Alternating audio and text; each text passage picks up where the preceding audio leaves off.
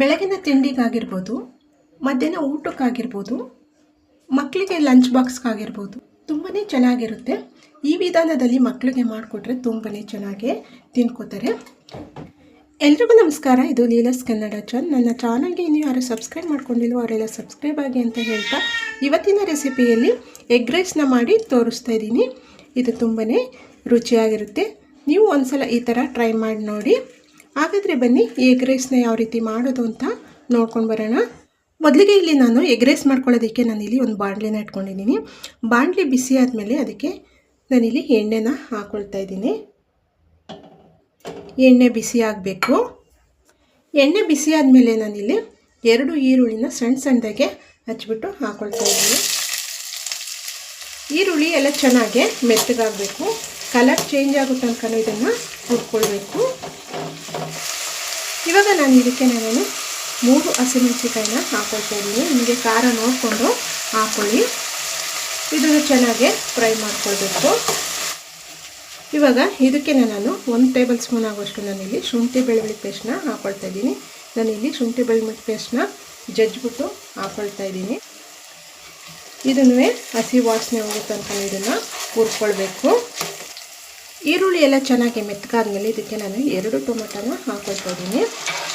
ಇದನ್ನು ಅಷ್ಟೇ, ಇದು ಟೊಮೊಟೊ ಎಲ್ಲ ಮೆತ್ತಗಾಗಬೇಕು. ಅಲ್ಲಿ ತನಕ ಇದನ್ನು ಹುರ್ಕೊಳ್ಬೇಕು. ಟೊಮೆಟೊ ಈರುಳ್ಳಿ ಚೆನ್ನಾಗಿ ಮೆತ್ತಗಾದ್ಮೇಲೆ ಇವಾಗ ಇದಕ್ಕೆ ನಾವು ಇಲ್ಲಿ ನಾನು 6 ಮೊಟ್ಟೆನ ಹಾಕ್ಕೊಳ್ತಾ ಇದ್ದೀನಿ. ನೀವು ಜಾಸ್ತಿ ಬೇಕು ಅಂದರೆ ನೀವು ಜಾಸ್ತಿ ಹಾಕ್ಕೊಳ್ಬೋದು. ಇವಾಗ ಇದನ್ನು ಚೆನ್ನಾಗಿ ಮಿಕ್ಸ್ ಮಾಡ್ಕೊಳ್ಬೇಕು. ಆ ಮೊಟ್ಟೆ ಎಲ್ಲ ಹೊಡಿಬೇಕು. ಅಲ್ಲಿ ತನಕ ಇದನ್ನು ಮಿಕ್ಸ್ ಮಾಡ್ಕೊಳ್ಬೇಕು. ಇವಾಗ ನೋಡಿ, ಮೊಟ್ಟೆ ಎಲ್ಲ ಚೆನ್ನಾಗಿ ಬೆಂದಿದೆ ನೋಡಿ. ಈ ಥರ ಉದುದ್ರಾಗೆ ಆಗಬೇಕು ನೋಡಿ. ಅದು ಹಸಿ ವಾಸನೆ ಎಲ್ಲ ಹೋಗಬೇಕು. ಇವಾಗ ಇದಕ್ಕೆ ನಾನು ಅರ್ಧ ಟೇಬಲ್ ಸ್ಪೂನ್ ಆಗುವಷ್ಟು ನಾನಿಲ್ಲಿ ಅರಿಶಿಣನ ಹಾಕ್ಕೊಳ್ತಾ ಇದ್ದೀನಿ. ಇಲ್ಲಿ ಅರ್ಧ ಸ್ಪೂನ್ ಆಗುವಷ್ಟು ನಾನಿಲ್ಲಿ ಕಾಳು ಮೆಣಸಿನ ಪುಡಿನ ಹಾಕ್ಕೊಳ್ತಾ ಇದ್ದೀನಿ. ನಾನಿಲ್ಲಿ ಮಸಾಲ ಪೌಡರನ್ನು ಹಾಕ್ಕೊಳ್ತಾ ಇದ್ದೀನಿ. ನಾನು ಮಸಾಲ ಪೌಡರನ್ನ ಮನೆಯಲ್ಲೇ ಮಾಡ್ಕೊಂಡಿದ್ದೀನಿ. ಇಲ್ಲಿ ಅರ್ಧ ಟೇಬಲ್ ಸ್ಪೂನ್ ಆಗುವಷ್ಟು ನಾನು ಚಿಕನ್ ಮಸಾಲ ಪೌಡರನ್ನ ಹಾಕ್ಕೊಳ್ತಾ ಇದ್ದೀನಿ. ನಿಮಗೆ ಬೇಕು ಅಂದರೆ ಹಾಕ್ಕೊಳ್ಳಿ, ಬೇಡ ಅಂದರೆ ಬೇಡ. ಇವಾಗ ಇದಕ್ಕೆ ರುಚಿಗೆ ತಕ್ಕಷ್ಟು ಉಪ್ಪನ್ನು ಹಾಕ್ಕೊಳ್ತಾ ಇದ್ದೀನಿ.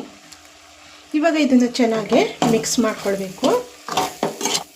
ಮಸಾಲೆ ಎಲ್ಲ ಮೊಟ್ಟೆಗೆ ಹೊಂದ್ಕೊಳ್ಬೇಕು. ಅಲ್ಲಿ ತನಕ ಇದನ್ನು ಮಿಕ್ಸ್ ಮಾಡ್ಕೊಳ್ಬೇಕು.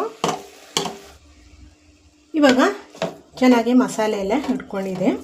ಇವಾಗ ಇದಕ್ಕೆ ನಾವು ಬೇಯಿಸ್ಕೊಂಡಿದ್ವಲ್ಲ ಅನ್ನನ ಹಾಕ್ಕೊಳ್ಳೋಣ. ಅನ್ನ ಈ ಥರ ಉದುದ್ರಾಗೆ ಇರಬೇಕು. ಉದುದ್ರಾಗಿದ್ದರೆ ತುಂಬಾ ಚೆನ್ನಾಗಿರುತ್ತೆ. ಇವಾಗ ಇದನ್ನು ಕಲಿಸ್ಕೊಳ್ಳೋಣ. ನಿಮಗೆ ನೋಡಿಕೊಂಡು ಕಲಿಸ್ಕೊಳ್ಳಿ. ನಿಮಗೆ ಎಷ್ಟು ಜನ ಇದ್ದಾರೆ ಮನೇಲಿ ಅಷ್ಟು ಜನಕ್ಕೆ ನೋಡಿಕೊಂಡು ಕಲಿಸ್ಕೊಳ್ಳಿ. ಇವಾಗ ಇದಕ್ಕೆ ಕೊನೆಯಲ್ಲಿ ಸ್ವಲ್ಪ ಕೊತ್ತಂಬರಿ ಸೊಪ್ಪನ್ನು ಹಾಕ್ಕೊಳ್ಳೋಣ. ಹಾಕ್ಕೊಂಡು ಮಿಕ್ಸ್ ಮಾಡಿಕೊಂಡ್ರೆ ಎಗ್ ರೈಸು ರೆಡಿ ಆಯಿತು. ಇದು ತುಂಬಾ ಚೆನ್ನಾಗಿರುತ್ತೆ. ಈ ಥರ ಈ ವಿಧಾನದಲ್ಲಿ ಮಾಡ್ಕೊಳ್ಳಿ, ತುಂಬಾ ಚೆನ್ನಾಗಿರುತ್ತೆ. ಇವಾಗ ಇದಕ್ಕೆ ಸ್ವಲ್ಪ ಉಪ್ಪನ್ನು ಹಾಕ್ಕೊಳ್ತಾ ಇದ್ದೀನಿ. ಉಪ್ಪು ಸ್ವಲ್ಪ ಕಡಿಮೆ ಇತ್ತು, ಅದಕ್ಕೆ ಸ್ವಲ್ಪ ಹಾಕ್ಕೊಳ್ತಾ ಇದ್ದೀನಿ. ನೀವು ನೋಡಿಕೊಂಡು ಹಾಕ್ಕೊಳ್ಳಿ. ಹಾಕ್ಕೊಂಡು ಇದನ್ನು ಮಿಕ್ಸ್ ಮಾಡ್ಕೊಳ್ಳಿ. ಇವಾಗ ಎಗ್ ರೈಸು ರೆಡಿ ಆಯಿತು ನೋಡಿ. ತುಂಬಾ ಚೆನ್ನಾಗಿ ಬಂದಿದೆ. ನಿಮ್ಮನೇಲಿ ಈ ಥರ ಟ್ರೈ ಮಾಡಿ ನೋಡಿ. ಈ ವಿಡಿಯೋ ಇಷ್ಟ ಆಯಿತಾ? ಇಷ್ಟ ಆಗಿದರೆ ಒಂದು ಲೈಕ್ ಮಾಡಿ, ಶೇರ್ ಮಾಡಿ, ಕಮೆಂಟ್ ಮಾಡಿ. ನನ್ನ ಚಾನಲ್ಗೆ ಸಬ್ಸ್ಕ್ರೈಬ್ ಆಗೋದನ್ನು ಮರೆಯಲೇಬೇಡಿ. ನಾನು ಮುಂದಿನ ವಿಡಿಯೋದಲ್ಲಿ ಸಿಗ್ತೀನಿ. ಅಲ್ಲಿ ತನಕ ಥ್ಯಾಂಕ್ ಯು.